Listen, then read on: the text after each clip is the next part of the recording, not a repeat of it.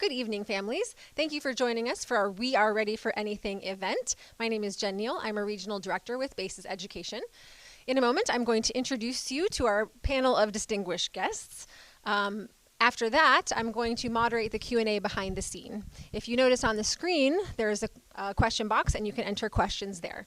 I will get to as many questions as I can, but if I don't answer your question, do not worry. We will provide an email address for the head of school for BASIS San Antonio Northeast, and he will answer any questions you have via email. Or better yet, you can visit our website or our Facebook page and look for information about upcoming events where you can get more campus-specific information. And there are virtual events every single week for BASIS San Antonio Northeast. So without further ado, I would like to introduce our distinguished panel of guests. First, I'd like to introduce Aaron Kindel, our CEO. We are very excited to have him aboard after 20 years in the education reform and charter school space. First, he was a math teacher for Teach for America for Compton Unified School Districts. After that, he joined Imagine Schools, where he was the Director of Business and New School Development. Then he moved on to Great Hearts, where he was instrumental in their growth and success here in Texas, both as their Vice President of National Expansion as well as their President. And we're so excited to have him as our CEO because he's been fighting for school choice and high quality charter school growth for such a long time. And then I would like to introduce Chris Ferguson, our head of school for BASIS San Antonio Northeast. He is also a math teacher and has been a veteran educator. He started as a math teacher in BASIS Prescott, and he and I actually worked together as directors at BASIS Prescott. And he was a director there before he moved on to a director role in BASIS McLean, Virginia. So we are very excited to have a veteran educator and a veteran BASIS team member opening this program here in San Antonio. So take it away, Chris and Aaron. Thank you, Jen. Really appreciate that wonderful introduction. And let me just quickly say that I'm really just couldn't be more thrilled to be with BASIS as well. All the time that I've worked in the charter school space, I've always been a big fan of BASIS. And since I've been here, I can't tell you how impressed I've been with the talent and the passion of everybody in this organization. And in fact, that's kind of where I'd like to start. Including Chris, my good friend here. I was going to introduce later. Sorry, what are you? Yeah, I see it. Okay. Okay. Sorry, we're still working. This is like one of those meetings online that everybody's trying to figure out. So appreciate your patience. But as I was saying, I wanted to say a big thank you to all those people. I think you know that in the spring, like all the other school operators, we had to transition from providing education in our buildings to going 100% online. And there's a lot of work that went into that. We had to set up our online platforms, get everybody trained. But across 27 campuses, 19,000 students, we do that in 3 states in the District of Columbia. We were basically able to transition to online instruction within a few days. All while keeping very high engagement with our students and maintaining our high level of standards with our instruction. So big kudos to everybody that pulled that off, and also a big thank you to all the parents. There are a lot of, without the parents, we couldn't have done this. Of course, you had to support your students at home. Many of you basically became homeschoolers, which I'm sure you never envisioned happening. But thank you for all that support. We could not have done that without you. I do want to start to talk about what's going to happen next year. I sent a message out just a few weeks ago, kind of explaining to everybody that what I think everybody already knows, which is there is a lot of uncertainty about how we'll be able to operate schools next year. And that's not just with BASIS, that's with any operator of schools. So other charter operators, the school districts, the private schools as well, are all trying to figure this out, all knowing that there's a lot of uncertainty. When I sent that message out, my commitment to you was that we were going to solve this and work on this. And as we solved it and figured out the best way to operate the schools, that we would communicate to families throughout the summer. So this is one of the first communications, and we'll have several more during the summer. And we do have some good information for you about how we're thinking about operating schools next year, although we won't have all the answers tonight, but we'll continue to get those out. So before I start to frame up how we're going to run schools in these uncertain times, I want to first tell you kind of what we're dealing with, or the situation we'll be dealing with in the schools. So What is very evident is that we'll have to implement some sort of blended model, meaning some of our students will be in the buildings learning from our great teachers, while others will be online, also learning from our great teachers. And the reason we'll have to plan for that, and really I think all schools are trying to plan for this, is because it's also evident that we won't have 100% of our students in our buildings, at least at the start of the school year. We definitely have a goal of getting all of our kids back into the facilities before the school year is over, but we're fairly certain that's not the way the school year will start. So that's one reality that we're dealing with. We're also, we have to deal with the reality that the number of students that we're educating in our buildings versus the number of students we're educating online is going to be different from campus to campus, and it'll also fluctuate during the school year. We're hoping no matter how many kids show up on the first day, that as the school year goes on, that we'll get more and more of the kids in the building, and as we get further into the school year, we'll have them all in there. But we also think there's a possibility that we can add more kids, and then there could be a spike in the pandemic, and if that were to happen, then likely families would start to pull their kids out. And then as the curve started flattening, then we start seeing kids coming back. So it could increase, it could fluctuate, but we do think, we're hoping for by the end of the school year that we'll get back to something pretty close to normal. So if all that sounds really difficult to you, you are right. This is not going to be easy. We're trying to come up with an operating model that's going to allow us to deal with all of this uncertainty and flexibility. We're going to have to be able to adapt. Namely, we're going to have to scale up or scale down the number of kids that we're educating in our buildings and online. But our commitment to you is that we're going to teach everybody, whether you're in our buildings or you're receiving instruction online. All of our students are going to get the high quality BASIS education that we're known for. That's our commitment, and our commitment is to communicate to you and bring you in as full partners as we start to lay out the plan, as these situations change as we go through the school year. So I wanted to lay out those conditions under which we'll be operating next year, and now start to frame out how we're thinking about operating these schools under these conditions. Let me start by saying there is no perfect plan. We spent a lot of time talking to a lot of other operators of schools, looking at what they're considering for the next school year. And no matter how you look at this, there's no operating plan that seems to have a perfect solution where every challenge is solved for. In fact, we've already considered a couple and rejected those based on the challenge that we saw associated with them. I'll give you one example. One of the ideas that we thought about early on was to develop rotating schedules for students. So for example, put students in groups, 3 different groups, A, B, and C, and developing a rotating schedule of who's going to be in the building, who's not going to be in the building, on maybe a 2-week on and 1-week off type of schedule. So from our perspective, we could execute that model. I think the challenge is that we found that it was going to create a lot of hardship for families. So if you have a flexible work schedule, this will work for you. If you don't, it clearly won't. And even if you do have a flexible employer, it's likely you might be dealing with multiple schedules, since not all of our students, we have lots of families that don't send all their kids to BASIS, and they send their children to other schools as well that might be different, dealing with different schedules. So we quickly saw that was not going to be tenable for families, and we pivoted. So where we currently are is on again, a blended model where we can scale up or scale down, and it's fairly complex, I will let you know that, but it's mainly going to be complex for us, for BASIS. We're going to try to keep this as easy as possible for families, and the way I'm going to describe it to you is I want you to think through, as we open up the schools, imagine a scenario where there's not that many kids, a few number of kids in the buildings, and more of our students are online. But then gradually, more and more kids come into the buildings, and less and less students are online. I'm not saying that's the way it's going to look for every campus. In fact, I think some will start that way. I think some will start with more kids.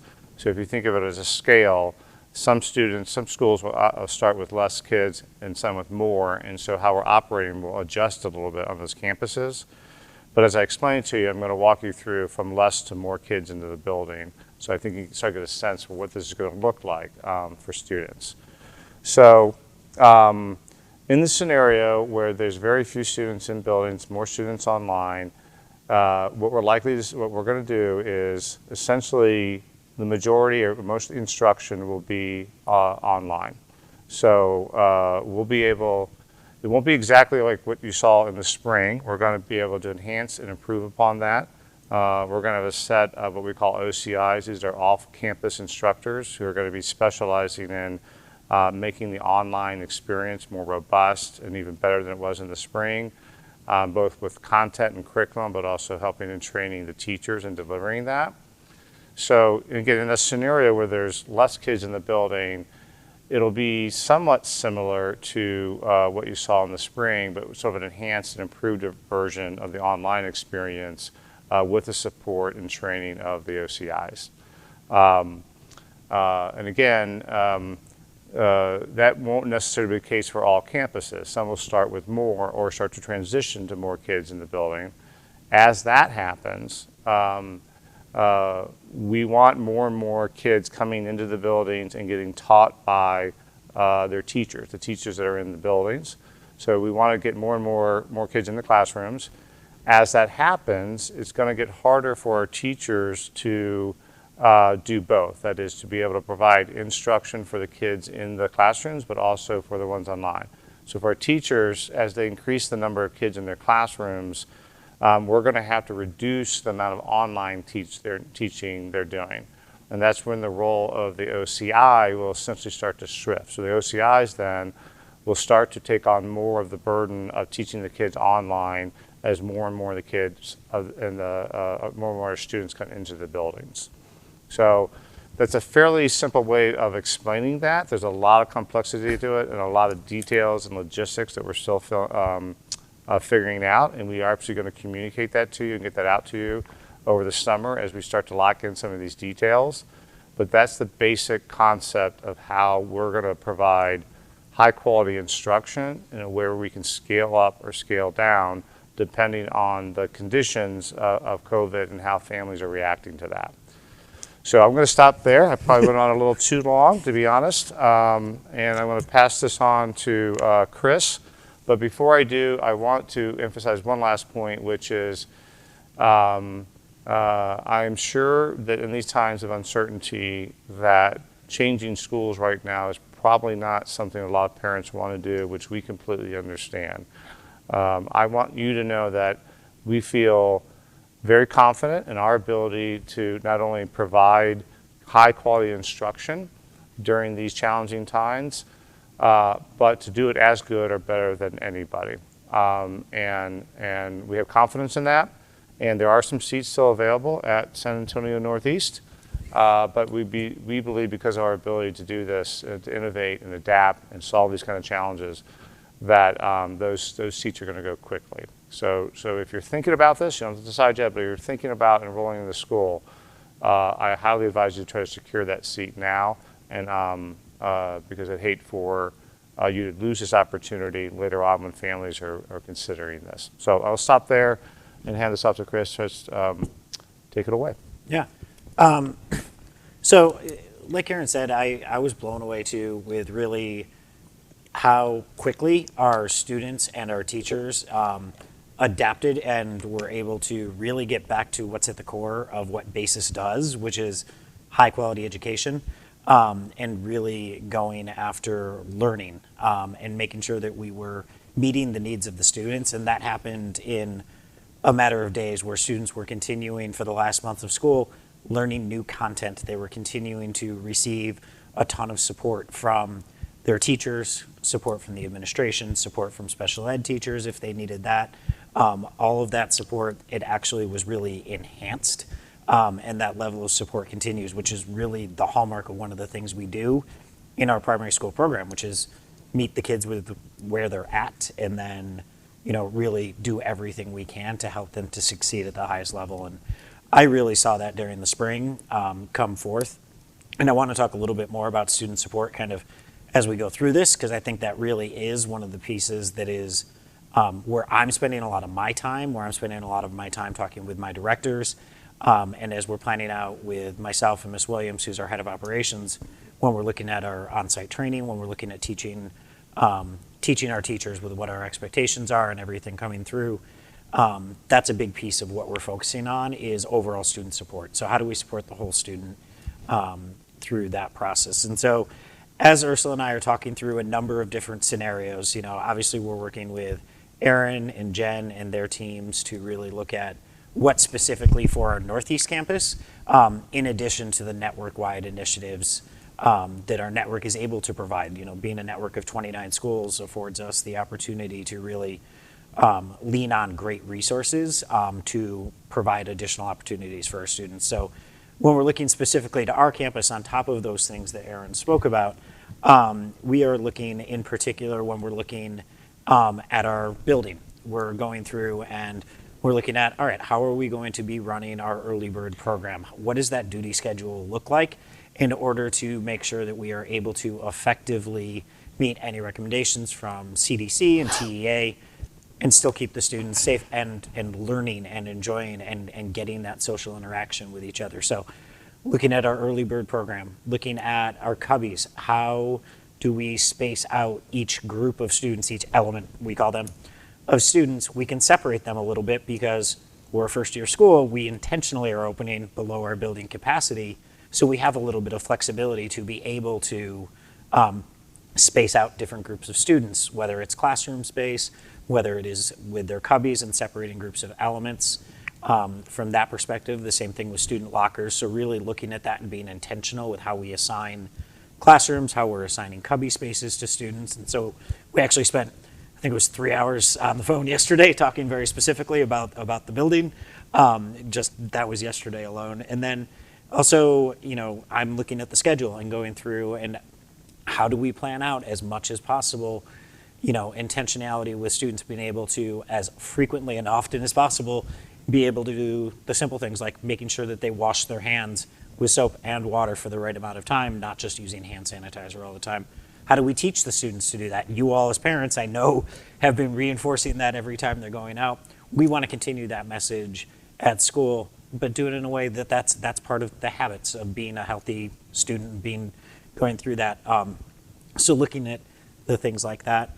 And then we are also looking at, for school supplies for next year. We partnered up with Educate very early on when we saw this happening. We partnered up with Educate to be able to make that easier for you and your families to be able to, procure school supplies and make that just easier. It's also cheaper, which is nice. But just really kind of attacking some of those small things as much as we possibly can to interact with that. And then, like I said, the two big pieces are really when we are planning out and we're working on our on-site training. We are really fortunate. Our teachers are veteran teachers. We have a lot of BASIS veteran teachers who are transferring to our campus.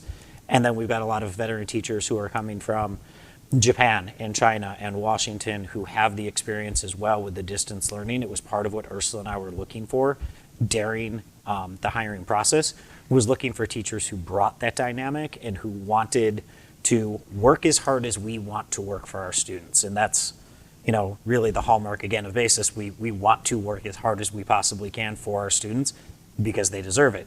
And so that was really part of what we were looking for, as teachers who could bring that impact. And then how can we really work with that? So making sure that we are preparing our training for teachers to work on how do we actually utilize our online platforms to make sure that we're getting the most student support we possibly can? How do we do high quality digital lessons? How do we make sure we're maintaining contact? How do we build community?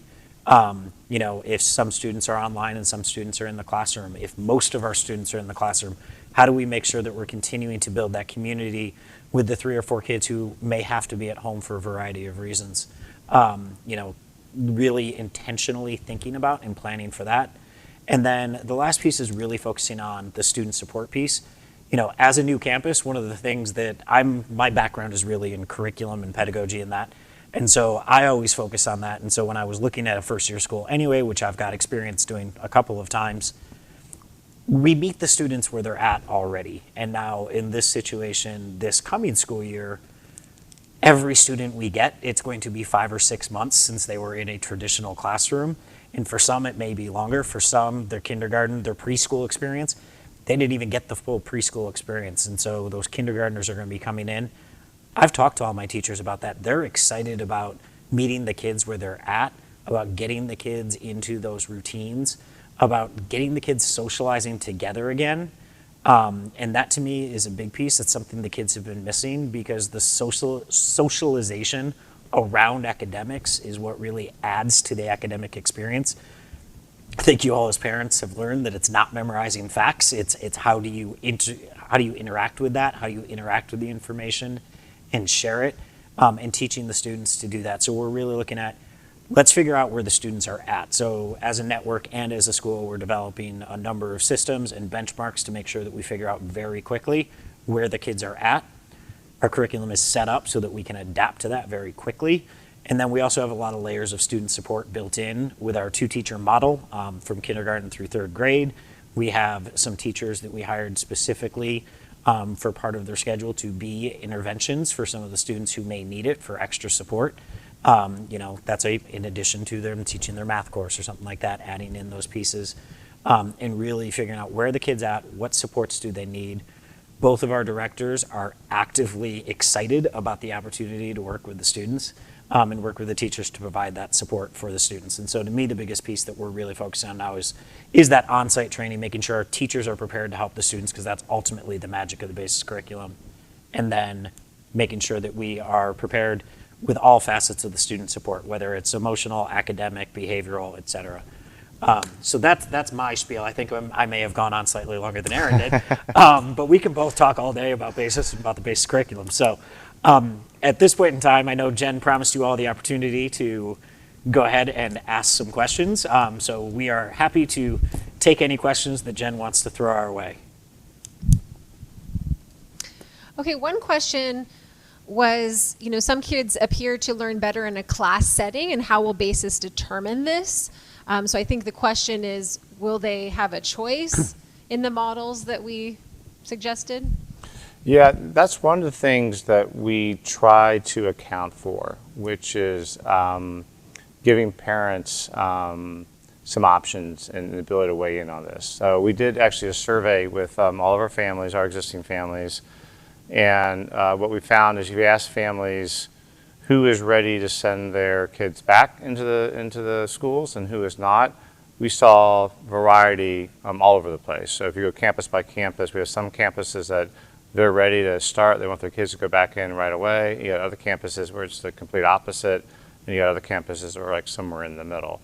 So we felt pretty strongly that we're going to need to give families options. In fact, there's been a lot of discussion about, well, it should be based on what the CDC recommends or what the governor says or what the Texas Education Agency says. But I believe, and I think a lot of people at BASIS believe, that no matter what those various authorities sort of recommend, that it's going to be driven more by families. If parents are ready to send their kids back, they will, and if they're not, they're not. And we're seeing a lot of variety or variation in where families are with this at this point. Whether that's because they want them to get them back in the classroom or because they just feel like they work better in the classroom or not, we want to give parents those options. So under these models that we provided, again, I'll say this, our option is to get, our goal is to get as many kids back in the classrooms as soon as we can, as long as, of course, we can do that safely. So we're going to try to give families the option to participate in that and send their kids in, but also give families the option to not do that if they're not comfortable with it. That's kind of part of how we try to develop this operating model, to give families those options. And this would apply to all of the campuses when someone is asking about North Central. Yes, but keep in mind that there is a scenario, and I think this is less likely, but there is a scenario where the number of kids that want to come back into the building and families must send their students back into the buildings is so low that we're realistically going to have to provide all of the instruction online, meaning even the kids in the building will largely be participating in online instruction. They'll just be kind of doing it in the building with the supervision of our teams. So now, again, we're going to try to scale that up as quickly as we can so we get more kids with real live instruction in classrooms, but we have to be ready to adjust. Now, I think that scenario happens at less campuses. That'll be a few campuses. I don't know, we can't at this point say this campus will look this way, that campus will look that way. We may be able to start to have some clarity on that again as we get closer to the school year. And again, we will be providing more information as some of these things get locked down. Yeah, I think one big piece, just to echo something you said, is that on the first day of school, whether it's online or whether it's in the building, our students are going to be getting a basis education on the first day of school for those campuses. Yeah, and we know some families are going to prefer to have their kids in the classrooms, and some are not. Yep. And we want to give families those options. We do believe this is going to be driven more by what families want, and we think in most cases there'll be some instruction in the classroom and some online. It's only in the scenario where the number of kids in the building is so low and most of the kids are online where we'll have to do just about all that online. But we don't think we think that's going to happen on a lot less campuses than the other scenarios. Okay, and there's a question about summer camps. So someone had seen that we offer BASIS Organizational Skills for Success, or BOSS Camp. Will this be happening? Will it be happening in person or virtually? Stay tuned. I'm going to kind of go with the stay tuned part that Jen just mentioned there. So a couple of things I can tell you. So it's the week of July 27th, Monday through Friday. It in all likelihood is going to be in the morning. That isn't 100% certain yet, but I feel certain about it enough to say it on camera to you all. I'm looking at my head of operations as I say that, and she's saying, yes, you're fine to say that. Week of the 27th in the morning. The piece that hasn't been finalized yet right now is whether that's in person or virtual. We are planning for it to be in person under the same kind of guidelines that we're looking at for opening school. Doing everything we can to make sure things are separate. We are able to host those summer camps, so we're planning on it being live and 100% live. But obviously, if things change, we just haven't finalized that yet, but we should be getting that information out in the next couple of weeks to you. But we're definitely planning for it to be in person. Stephanie Cavan, our Director of Student Affairs, has been diligently working on it because Boss Camp is one of her favorite things. And if you're interested in BOSS Camp at other campuses, please make sure to reach out directly to their head of school or head of operations, and you can find their contact information on the school's websites. There's another question. I think this is a great question. I know there are resources for the students learning at home, but will there be any resources for parents on direction for home teaching or assisting with learning? Yeah, so I'll take part of that one, and then you can chime in too. So, yeah, I think yes, in some fashion. I think some of the biggest resources that we were able to provide to families was some schedules for students that were working for other families, because we are going to be back at a normal basis level of education. So, really focusing on how do you help your students set up that schedule? How do you work with your student on what works best for them as far as that schedule goes, to make sure that they're getting their breaks and their social time and make sure that they're also doing their work. We've got a lot of tips and tricks that we have been sending out and will continue to send out this coming school year to parents about making sure that the kids are actually doing their lessons and not just clicking straight to the assignment. Things like that, attacking it from that standpoint. And then just like in our normal classroom though, our best support from you as parents isn't you teaching your students math. That's my math teacher's job, and they're really good at it. The best support we need from you is helping your students with some of those organizational skills, helping them, asking them questions about what did you do? Did that work? Did that work for you? Helping them to develop some of those individual skills. But yes, a lot of those resources, we will be certain to get those out to you. And then that's where our LETs, our learning expert teachers, our deans and our directors played a really big part this spring as well, was in making sure that we were in a lot of constant communication with parents and with families, because every family needed something a little bit different as this was going through.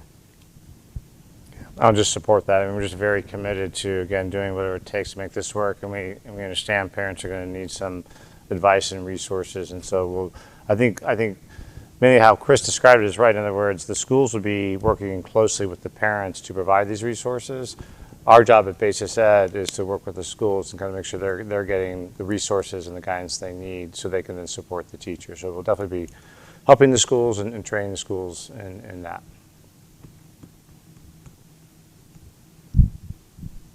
So another parent asked, if we choose to open in brick and mortar, can parents opt to do distance learning, or will it be compulsory?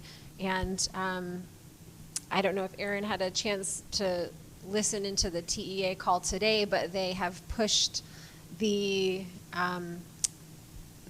call about the attendance, the ADA, to next week. So that doesn't give us an answer yet, if you wanted to. Well, that's just a great example of just how much uncertainty is out there. And every time we need an answer from the TEA or something, we're not getting it either, or we're going to say we're going to get it later. So it limits what we can share with families. So, but that's not to be critical of the TEA. They're dealing with all the same uncertainty we are. So it's not easy. But I believe the question is if the state is saying that the buildings need to be open and all the kids need to come back in the buildings, or families have the option to stay online? I think that's essentially what the question is, right? I think the answer to that is yes. I think it's hard to imagine where that, in other words, Basis will absolutely provide that. So we're going to educate all kids, whether they're in the buildings or they're online, and we definitely understand that there are going to be some families who are not going to be comfortable, at least not at first. And we're going to make sure those kids get educated. So we're absolutely committed to that. Now, I think the only way that wouldn't happen at Basis is if we were mandated otherwise. They said you're not allowed to teach those kids. But I just think that's very unlikely, because the commissioner has already said in one of these meetings that Jen's referring to that they're pretty sure there's going to have to be some sort of blended model where some of the kids are online and some of they think that's going to be necessary. So it's hard to imagine a scenario where they would dictate that. So the short answer to that question is yes. Unless the state says we're not allowed to do that, we will provide online options for families. Chris, could you talk a little bit about what's going to make your campus unique, or even what makes our network unique as a whole? Yeah, so I'll start with the network as a whole. I think what's unique that I found is the passion among the teachers is not something that I think you find in most schools. You do find teachers in each individual school who share that passion, but as a network, as a group of schools, that is something that is, I think, unique to Basis. I've seen a lot of schools, I've been in a lot of them, and it really is something pretty special. I think something that's unique about our school is opening it as a new school. You draw a certain kind of teacher who wants that excitement, who wants to kind of roll with it, who wants to instill that culture and grow that culture with the students. It's a really exciting opportunity to see where you're at on August 17th, the first day of school, and witness those kids coming together as a community and them forming the community with each other.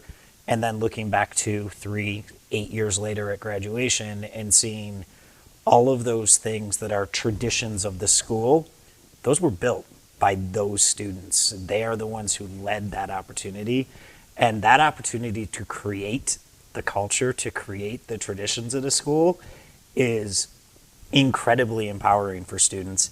And they don't necessarily realize it. Some do at the time, but they do realize it a couple years later when they start to look back and they start to see that difference that they made, and that this is a culture of excellence. That's what they created it. And so that, to me, as a first-year campus, I literally just got goosebumps because I've seen it at multiple campuses within our network, and it really is a very cool experience. And so that's the thing I'm most looking forward to is that.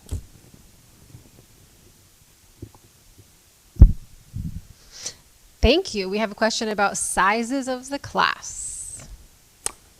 That is a great question that is going to be determined a little bit by where things play out as far as how many students are staying home for whatever reason, how many students are in the bricks and mortar, and then also what are the guidelines from TEA and CDC. If we get mandated a certain number, we will obviously stick with that guidance. But other than that, it's really going to be, we'll still have our 2-teacher model. That's something where, honestly, that needs a little bit more time to pass. Well, to say, so normally we run roughly 30 kids with 2 teachers, right? So a 1 to 15 ratio. But what Chris is talking about, obviously, is how many are actually in the buildings. It's going to be interesting. Right now, we have not been mandated how many can be in a classroom. And we do think it's prudent to exercise some social distancing, so we'll be doing that. But we also believe that, again, I think this is going to be more determined or more driven by families. So we're going to do everything we can, obviously educate the kids in a safe environment. And if more and more families start coming into the buildings, to the extent where we think we can't keep kids healthy anymore, then that's where we'll have to start talking to families and saying, hey, let's take a look at this. And are we comfortable with more and more families coming in, or do we need to kind of hold the line? So right now, the way we're planning on operating is developing a system that will allow us to kind of, again, scale up or scale down so we can adjust the number of kids in the classrooms. Again, we think it's going to start with a certain number, hard to predict, but then grow over the school year. That's hopefully what will happen. Again, with the goal of getting more and more kids in the classroom. But as it grows and more kids come in the building, more kids come in the classrooms, we will have to pay close attention to how that's going. Again, if there's a spike in the pandemic, then we might have to then start to reduce the number of kids in classrooms, right? So this is why we need a system that gives us the ability to adapt and adjust to the circumstances, because we're fairly confident that this is going to be changing, it's going to be fluctuating, and we need to be ready to adapt. So largely we're going to we think it's going to be largely dictated by families. Again, we'll get some guidance from CDC and the authorities and all of that, and we'll follow that. But we're hearing now that it's largely going to be, open the schools and the number of families that feel comfortable or you feel comfortable. So welcome into your schools is how you should do it. So in other words, they're leaving a lot up to the schools and the districts and how to determine, at least for now. They might have more specific guidance coming out. So again, we're going to try to give families mainly the choice in doing that, but then monitor closely to make sure that we're keeping everybody safe and then make adjustments if we have to. Thank you. We have a couple more questions coming in, and we will accept questions for about 10 more minutes. Can I make one comment on that? I just course. want to also say, though, if we come up with more specific criteria, like I say, between now and the school year starts, or maybe even shortly after the school year starts, that says, well, you can have this number of kids in the classroom or that number of kids in the classroom. Again, we can do that. We can make that adjustment and say, okay, the CDC now, the authorities are now saying you can only have 15 in a classroom. Okay, well, that's fine, but our system allows us to do that. If they say 20, our system allows us to do that. So right now we haven't set a number, but if we were to do that, if we were either because we were forced to do that because that's what all the officials are saying, the health officials are saying, or because we think it's wise and that's the best way to do it, again, this way of operating the system, this operating model, allows us that flexibility. So I think this is one of these things that over the summer, as we do all this planning, that we'll be able to get some more clarity. Again, we have a basic understanding of how this model is going to work, but there's still a lot of logistics and questions that have to be answered that we'll be working on this summer. And this will be probably one of the questions that we'll have more clarity on as we dig into this more over the summer. This person has accepted a place at Northeast for a younger child. When can we expect a junior high or high school to open nearby? When your child is in it, they will be there. That's a great question. So we are opening as a K through 5 school, but we are actually a K through 12 school. So we are opening to grades K through 5. In year 2, we will be K through 6. During that school year, we are planning to build an additional building on that same property. So the building we're in now will long-term serve K through 4, and that new building will serve 5 through 12. So your students, it is a K through 12 experience at our Northeast campus, with all of that same community and grouping. So when your child is in middle school, they will have Northeast as a middle school for them. And while you are at it, when will the campus be completely ready? Any possibility of a campus tour? Yes, there are absolutely possibilities of the campus tour as soon as we are allowed to give campus tours. So the building construction is still going on. Ursula and I go out there every week. I think she spent 2 hours outside there yesterday after our phone call. Outside in the 100 degrees. I'm just saying, like, kudos to her. But really going around doing a big tour. So the construction is on schedule. It is going extremely well. But as far as the actual deadline of when we're going to get that in, it is going to be ready before school starts. When we can get into the building and do those tours, as soon as we know that date, trust me, I want to publish that and get that out there, because you're not the only ones who want in the building for a tour. So do our teachers, so do a lot of the families. So as soon as we're able to get in for a tour, but then check out Facebook. In our Facebook page, Ursula does weekly Construction Tuesday videos to give you kind of a snapshot of what is going on, what's the building looking like, what's that construction looking like. There's been a couple of really big ones that have been like some massive stuff. And then so as the furniture starts coming in, as the flooring is getting finalized, I think this week or next week, as those kind of things are going in, we'll continue to do the virtual tours there. So we'll probably be posting a longer virtual tour in the next couple of days, because until things are final, that's when we can have the public come in. So I'll just add to that the building is on schedule, and it'll definitely be ready to go for the school year. But as Chris said, like, by the time they finish it and then we get the furniture in and get it all ready, it'll probably be fairly close to the start of the school year before we start having families in. I would absolutely anticipate that we can get into the building before the school year starts. How soon before the school year starts, that's what we're not sure about yet. So more to come on that, but I do want you to know the building absolutely will be ready for the school year. Can you talk a little bit about what the online instruction looks like? For example, what technology is needed or programs? Some of us may be coming from a different type of distance learning. This parent's example is their previous school had packets that they printed off and were scanned back to the teachers. And so would that look different for us?